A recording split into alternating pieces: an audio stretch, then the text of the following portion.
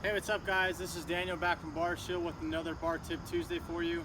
Today we're going to go over something pretty simple here. We're going to go over 3 different setups that you can utilize to clean the exterior of your bar. So we're talking the knurling as well as the exterior of the sleeves on the end, right?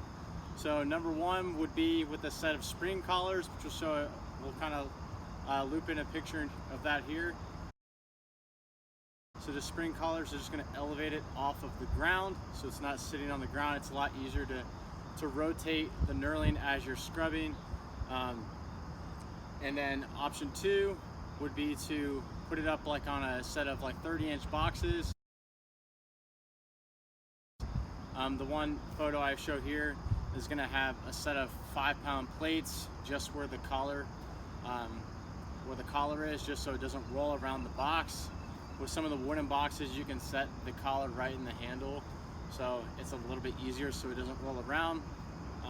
But you have that gap between the boxes that allows you to move around pretty freely as you clean the bar. And then finally, the last one is just pretty basic, up in a rack, right? So whether it's a standalone rack, you know, a rack on a rig, whatever it is. So just be careful with that one that you're not sliding the knurling around on the J-cups, so chiseling down that knurling over time.